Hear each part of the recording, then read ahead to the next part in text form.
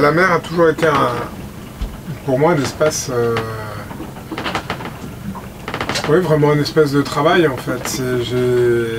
Ça a toujours été un espace de plaisir, mais qui passait d'abord par le travail. Parce que très vite, je suis parti avec des marins pêcheurs, j'ai commencé à travailler avec eux, après j'ai fait les saisons, après j'ai travaillé à l'année.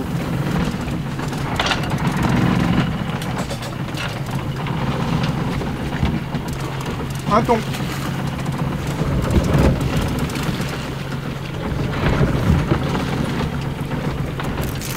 Hop.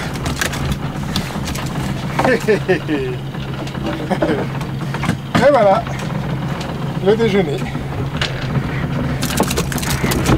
C'est ce rapport à la mer et à des métiers aussi peut-être qu'on aime, qui nous nourrissent. Et la mer est quelque chose d'entier, c'est-à-dire qu'on la vit et si on commence à travailler sur la mer, c'est notre vie, c'est-à-dire que entre les moments de plaisir ou les moments de loisir et les moments de vie et de travail, tout ça se confond, comme la vie, je pense, d'un artiste. De pêcher et d'exploiter, ça m'a permis aussi de la connaître, c'est-à-dire de la connaître d'une certaine manière. Et puis après, j'ai approfondi avec différentes entrées. Ça m'a permis d'en faire un espace familier que j'ai pu explorer peut-être plus facilement parce que j'avais eu ces contacts prolongés avec cet espace maritime.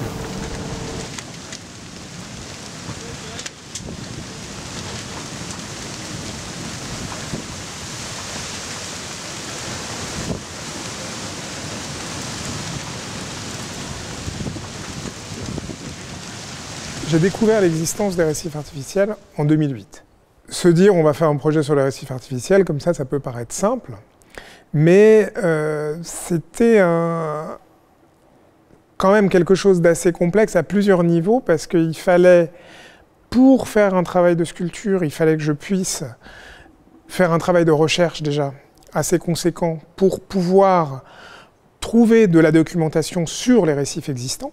Et la deuxième chose, il fallait que je puisse me former à la plongée, je plongeais en apnée, mais me former à la plongée bouteille à un niveau qui allait me permettre de plonger, d'aller sur certains sites jusqu'à pouvoir plonger avec des scientifiques, c'est-à-dire en plongée professionnelle.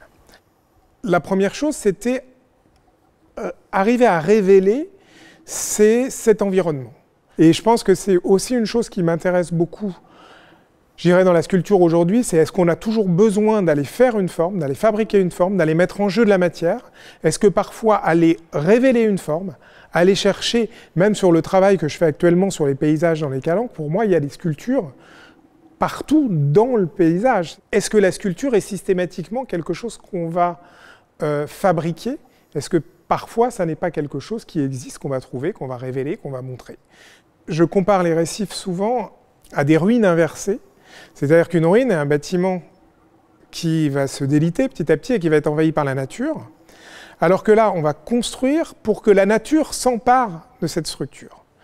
Et donc, c'est pour moi un des exemples qui ne sont pas très nombreux, où l'homme se positionne différemment face à la nature et il va essayer de travailler avec la nature et de construire pour pouvoir l'accompagner et pas être en opposition avec la nature, mais essayer de travailler avec.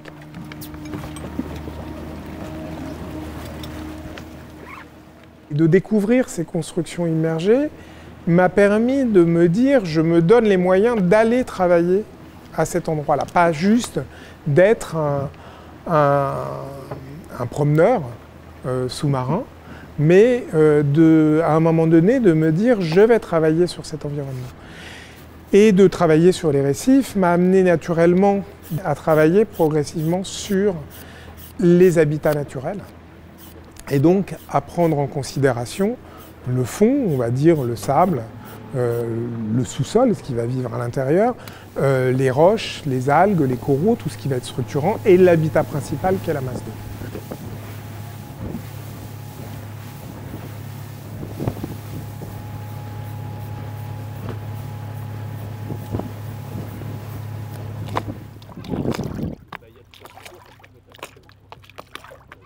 j'essaie de représenter en fait déjà la diversité des paysages qu'on peut trouver sur les côtes françaises, puisqu'on n'a pas réellement de vision, je dirais, de ces paysages. Ils sont quelque part très peu photographiés, puisqu'on photographie toujours la faune, le plongeur, l'épave, tout ce qui va être un peu sensationnel, mais on essaie un peu de retrouver ce qu'on va trouver dans un aquarium, alors que la mer, c'est pas un aquarium. Et moi, je photographie un peu plus la banalité, ce qu'on va trouver de manière un peu plus commune dans l'océan. Et donc, à Port-Cros, j'ai fait tout un travail dans les Calanques, dans le parc national des Calanques. Et Port-Cros, et a priori, est un parc plus ancien, une zone un peu plus éloignée, légèrement, on va dire, plus éloignée des centres urbains. Donc, a priori, les pressions sont un peu moins fortes que dans les Calanques. Et on peut trouver une autre diversité. Alors, je dirais que c'est pas... le plus flagrant, ce sont les herbiers qui sont absolument extraordinaires ici. Les herbiers de Posidonie qui sont très très beaux autour des îles de Porquerolles, de Port-Cros, du Levant. Et donc j'essaie à la fois de compléter cette représentation des paysages méditerranéens et de voir comment, avec les Calanques comme référent, puisque j'ai longé les 162 km qui forment le périmètre de l'ensemble du parc. Et j'ai pu voir toute la transformation des paysages, les endroits évidemment où il y a des pressions beaucoup plus fortes, comme les rejets de la ville de Marseille sur la calanque de Cortiou, et où sur 5-6 000 nautiques on voit clairement, et 3-4 000 vers le large, on voit clairement l'effet direct de ces pressions. Et après, on sent quand même la proximité de la ville dans le parc des Calanques. Et voilà, j'essaie de compléter un peu cette représentation et d'avoir une image la plus complète possible de la diversité des paysages et de leurs différences.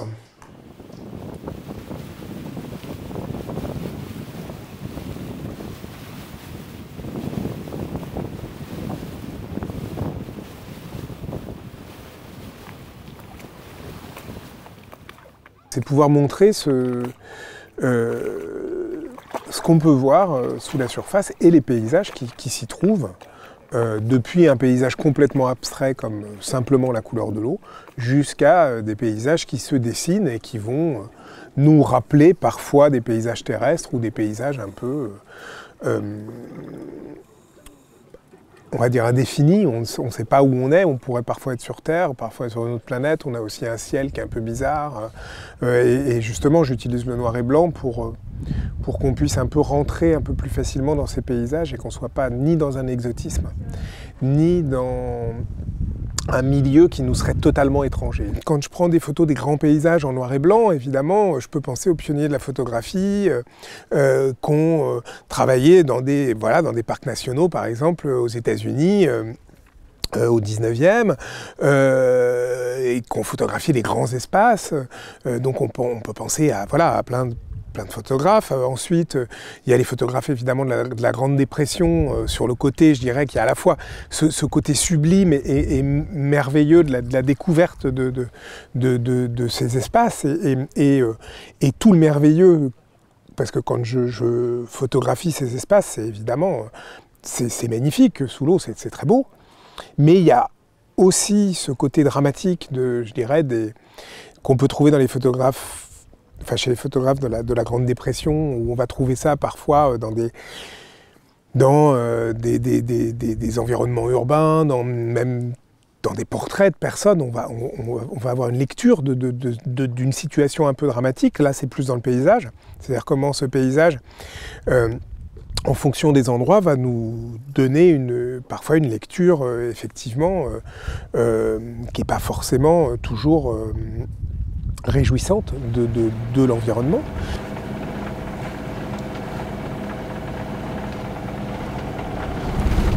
Là, on arrive dans les courants.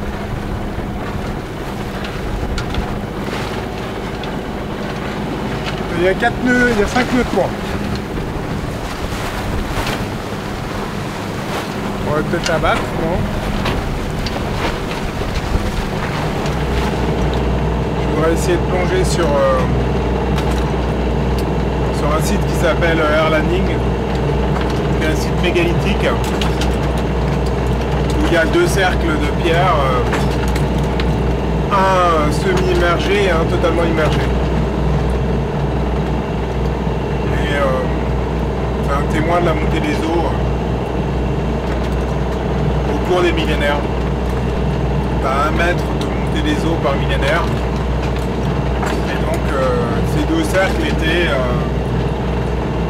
il y a 6 ou 7 000 ans, 6 ou 7 mètres plus bas. Je répète, signalant secteur île du Mai. Environ 1,4 nautique dans le nord-est de l'île du Mai.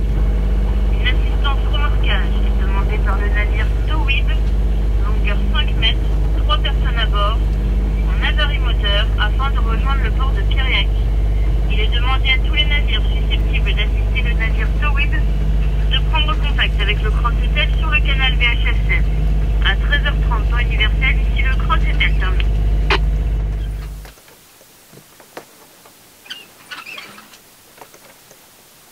Il y a une certaine urgence à représenter des espaces qui sont en train de se transformer. C'est-à-dire que les paysages changent beaucoup et je pense que c'est important d'avoir un référent et de pouvoir voir ces paysages. Et aussi un deuxième constat, qui ne sont pas forcément représentés.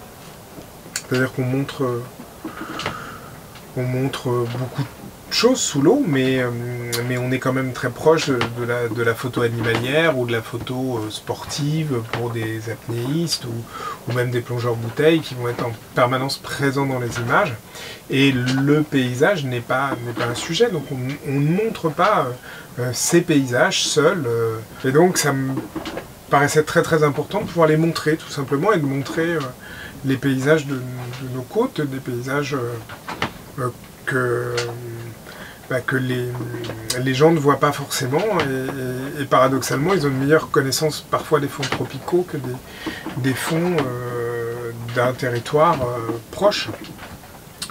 Donc j'avais cette envie de montrer un peu, de pas forcément aller travailler aussi à l'autre bout du monde. Je le fais parfois, c'est important parce que ça peut permettre aussi de mettre en perspective différemment un territoire local. Donc parfois aller à l'autre bout du monde à certains moments pour montrer une chose c'est bien, mais je pars aussi du principe qu'une expédition elle n'est pas forcément à l'autre bout du monde et qu'on peut très bien faire une expédition juste là à côté puisque de toute façon l'autre bout du monde c'est toujours le quotidien de quelqu'un. C'est peut-être encore, je trouve, plus de partir explorer ce qu'il y a juste devant là, je trouve que c'est quelque chose d'intéressant et même d'étonnant, c'est-à-dire d'étonnant de se dire que il y a un peu une sorte de mythe des explorations et qu'on peut aller juste faire quelques centaines de mètres et partir dans un espace d'exploration totale sans voyager très très loin. 15 minutes, hop.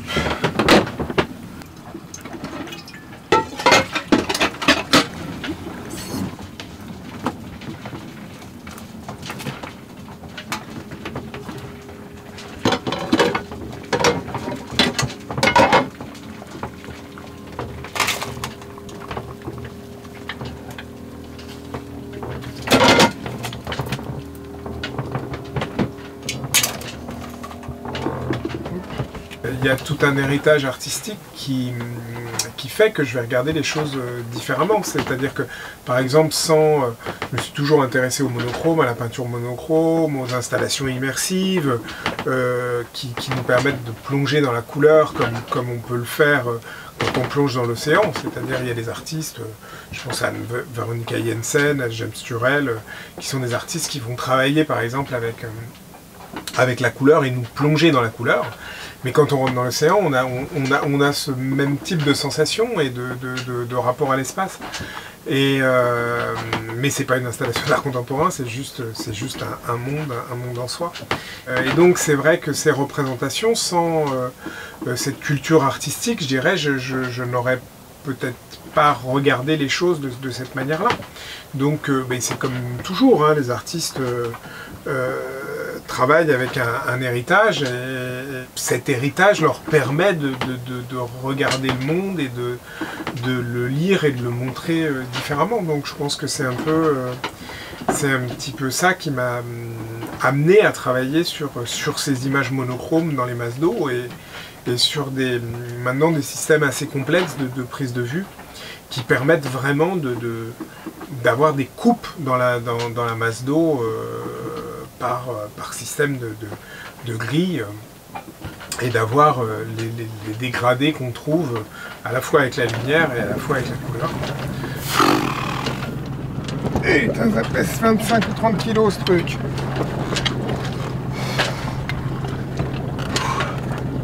Alors, stop, on arrête.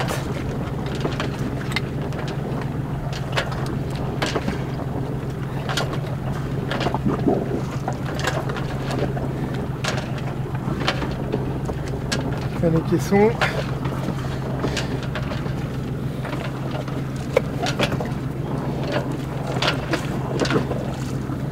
Il faut prendre les mesures de la couleur de l'eau avec une application. Noter les points GPS, la profondeur. Et on fait ça 10 fois de suite. Maintenant,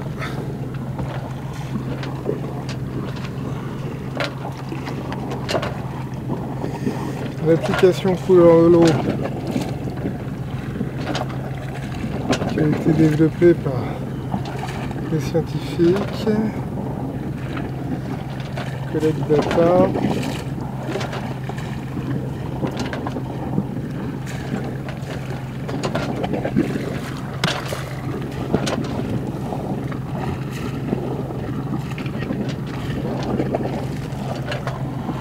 le ciel, 135 degrés de soleil et l'eau, 135 degrés de soleil.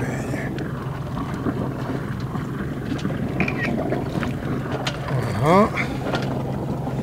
Maintenant j'enregistre. Nom large critique 001. Ok.